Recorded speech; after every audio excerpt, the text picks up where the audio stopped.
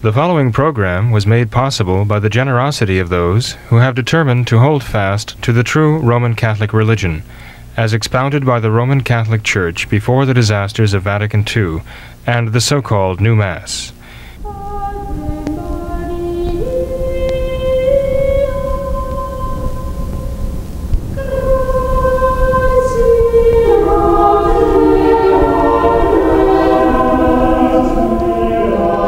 Hello, welcome to What Catholics Believe. This is a special edition addressing the sanctuary city matter. Across the country, we have cities that are declaring themselves sanctuaries for illegal aliens. I know we're not supposed to refer to them as such, but these are those who are not American citizens who have entered this country illegally. And there are cities that are declaring themselves, I should say the local government of the city, the mayors and the councils are declaring themselves sanctuary cities. What does that mean? Well, actually, the Bulletin for Immaculate Conception Church recently carried an article about this, and I'll read that article to you, and perhaps that will give you a little bit of an explanation of the meaning of sanctuary city. And the article is entitled Subversive Sanctuary, in quotes. The Leftist Agenda and the Abuse of Religion. On Wednesday, February 1st, led by the diktat of its mayor, John Cranley, the City Council of Cincinnati voted 6-2 to declare Cincinnati a sanctuary city. Cincinnati Police Chief Elliot Isaac says, "We will not be enforcing immigration laws." What does that mean? National news in the United States has referred to certain cities as sanctuary cities. This means that the government officials of these cities have declared that they do not accept and will not enforce our nation's immigration laws. Now, this does not have anything to do, or it actually is not, a matter of the courts opposing, and you might say holding up, President Trump's what they call travel ban. This has to do with actual established immigration law that has been in place and continues to be in place, regardless of Donald Trump's so-called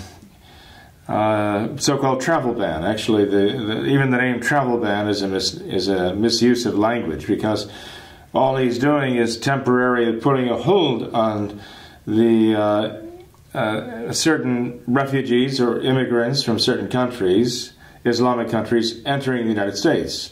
And this hold is for a time, limited time only, so that the government can study and come up with a reasonable plan for immigration, especially from Islamic countries where there is a great deal of unrest and also a great deal of terrorist ferment. So we're not talking about that. We're not talking about what the liberal leftist press likes to refer to as the travel ban.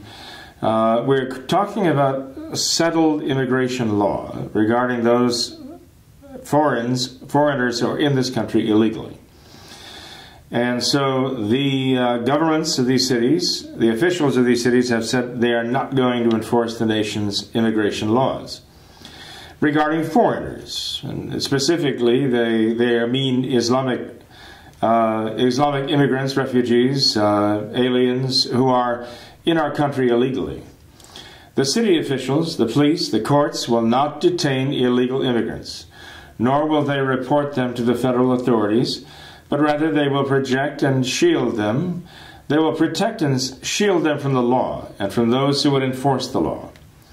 Thus, they claim they are giving sanctuary to those who are in the United States illegally. The concept of giving sanctuary is rooted in the Bible. In the Old Law, God provided for places of refuge where those accused of crimes would be safe from pursuit and punishment. Thus, to support their distorted and selective notion of compassion, the religious leftists, following the lead of Francis, the Supreme Pontiff of the Novus Ordo, have been invoking sacred scripture, falsely, of course, to support the wholesale invasion of once Christian nations by Islamic refugees, so-called. Now, please understand, we are concerned about the enormous human crisis that is going on here. Our hearts go out to suffering people. The true refugees, who are fleeing from the hellish conditions of life in their native Islamic countries. Their plight should make us appreciate all the more that we are citizens of the United States of America. Their own societies have become unlivable because of Islamic law, Sharia. But far from intending to become Americans in spirit and to follow the laws of the United States, many of them, as surveys show, arrive with the intention of following their own Islamic law and even of imposing Sharia here in the United States. The people don't know it, perhaps, but they are actually fleeing from Islam. They're fleeing from the consequences of Islam. The trouble is, there are many among them who intend to impose that very Islam is law and the consequences of that law upon our own people here in the United States. You see, Islam is not just a religion. Islam is an entire social and legal system. It is an entire political system. There is no denying it, no escaping it. Wherever militant Islam takes root, Sharia law takes root together with it. Their very religion required is of them. Militant Islam insists that all Islamic refugees are slaves of Allah, and all are expected to be agents of Muhammad. How does it help the Muslim refugee who flees the oppression of his native Islamic country to seek a haven in the United States of America, only to bring with him the cruel and oppressive Islamic Sharia law, which afflicts his native country and which he intends to inflict on our country? He's freeing from the oppression and cruelty of Islamic law in his own country, and here he will bring it to our country and have to live through it again? No, this is not compassion by any means. It's interesting that Mayor Cranley surrounded himself with clergymen, Jewish, Islamic representatives, and even Nova Soto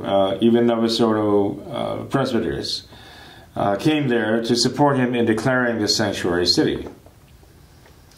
Now, Cincinnati has already been officially flouting the national law by giving sanctuary to illegal aliens. But the recent declaration of the City Council is a blatant statement of defiance against the Trump administration's orders restricting immigrants from 7 Islamic nations for a set time period until the matter can be studied so a carefully reasoned policy can be established.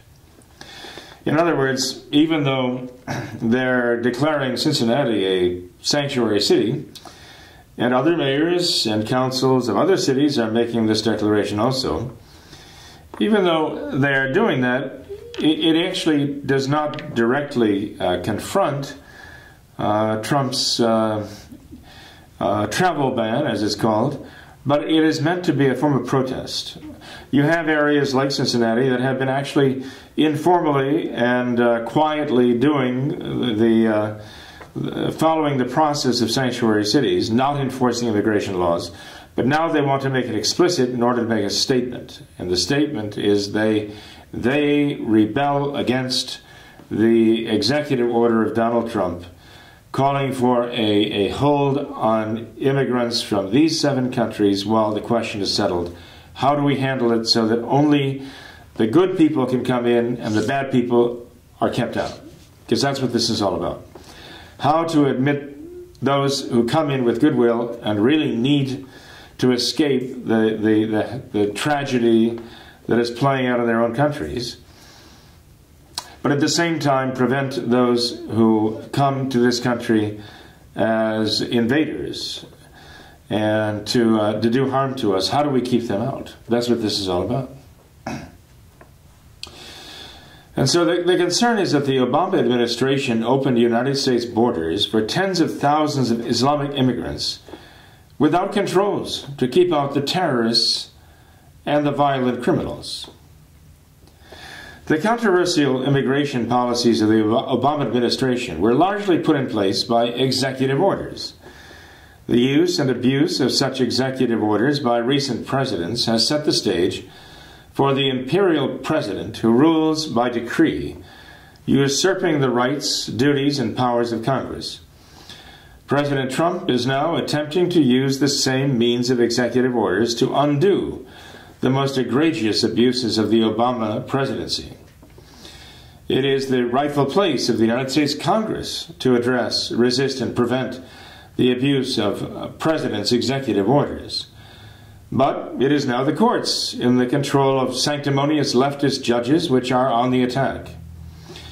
A federal judge has single-handedly overruled the Trump administration's order for this time period to examine America's immigration policy regarding these 7 militant Islamic countries.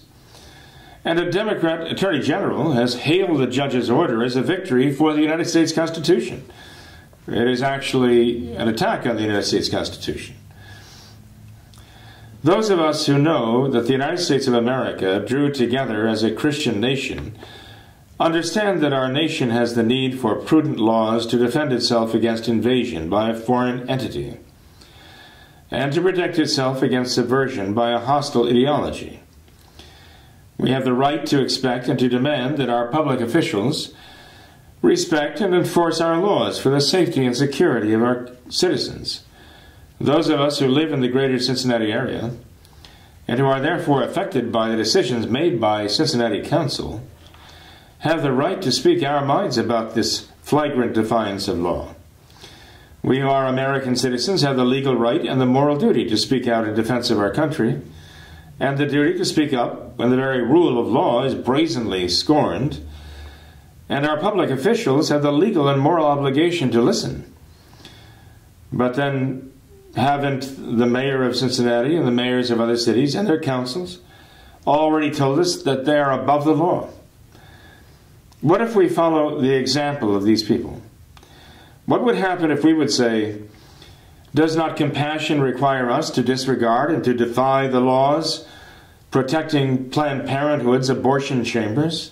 Suppose we were to storm the gates of the Planned Parenthood death camps to save the lives of babies scheduled for execution. Would the mayors of these sanctuary cities stand up for us and defend us? Would they give us sanctuary? Probably not. They would condemn us as criminals for breaking the law. And what about them? What about the example they're setting? What about these mayors and these councilmen and others across the country? Doesn't the mayor have a special obligation to respect and maintain the law? After all, isn't he responsible for that? If his example tells us very blatantly and brazenly that he's not going to follow the laws that he does not like, that's the example of leftist lawlessness. Leftism, which always says, you must obey us. Anyone who is not speaking for us has no authority, and you must defy them. So you have the leftist always going from anarchy to tyranny to anarchy to tyranny. Whenever they are in power, it is tyranny. And whenever they are not in power, it is anarchy. They create anarchy in order to be able to, once again, seize power. And we see this type of thing happening in the lawlessness now being foisted upon our country by the leftists, whoever they may be, whether they're mayors, whether they're governors, or whether they're presidents or ex-presidents. If they don't recognize the rule of law, they are leftists, and they truly are favoring, well, presently, anarchy for the sake of establishing a tyranny. Now, it is ironic that all of this is happening right now, that the struggle is going on with regard to those who come to this country from Islamic nations with the intention of imposing Sharia law on our towns, on our villages, on our cities, finally on our states, and finally on our own country. It's ironic because there are those in our own nation, and there are those in our national politics who are talking openly about Talmudic law. Talmudic law being a source of our own American law. So we have this talk going on now about the imposing Sharia law of the Islamics but also of bringing more and more into play Talmudic law, that is, of the Talmud. Curious, and yet both of them are attacks on our own Constitution. You know, we should look back to the example of our Catholic forebears here. The names Queen Isabella and King Ferdinand of the House of Castile, their names have been vilified. They've been attacked. They've been criticized roundly for their policy toward the Islamics and the Jews. The Spanish Inquisition has been made notorious by the bad press it's gotten. But the fact is, it was all about this. It was all about whether those who were in Spain after it had been reconquered by the Christians who had fought for 800 years to take their nation back from the Islamic invaders of 711 when they crossed the Straits of Gibraltar from what is now Morocco and invaded Spain and drove the Christians, pinned them against a very narrow strip of land, the very northern part of Spain. They were backed up in the mountains against the sea, Asturia. And it was from there that over 800 years they fought their way back and they reclaimed their country. But the country still had Islamics and Jews who were in the country, and the Jews were actually in negotiations with the Islamics to come back, trying to bring them back to take over the country again, to invade the country and take the power back from the Christians once again. This was why Ferdinand and Isabella determined that they had to be expelled, because there were those who were true converts, but there were those who had no interest in conversion. They were interested only in conquest. And they were working actively behind the scenes, undercover, in Spain, to betray Christian Spain once again into the hands of the Islamics.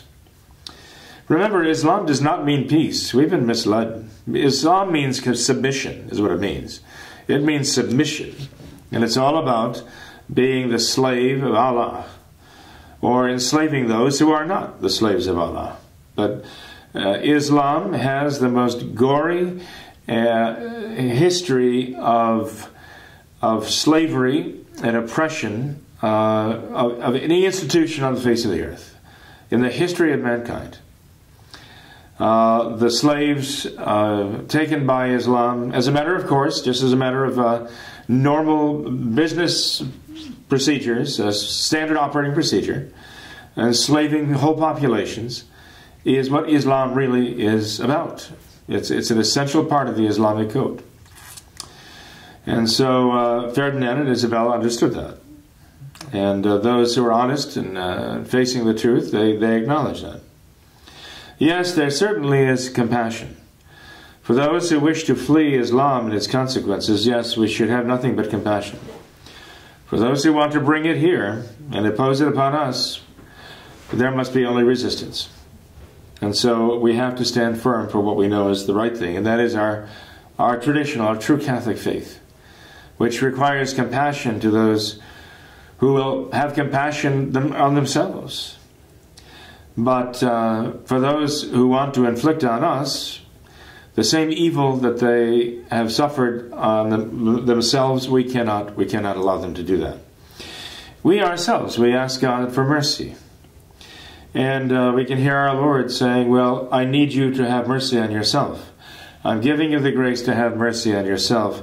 Turn from sin, do what is right. You have mercy on yourself so that I may have mercy on you. Now, those who will not have mercy on themselves, those who cling tenaciously to Islam and to its cruel and brutal Sharia code, they will not have mercy on themselves, and they will not have mercy on us either. There we must meet them with the only true compassion that there can be, and that is the truth. We must resist them in their efforts at conquest. God bless you.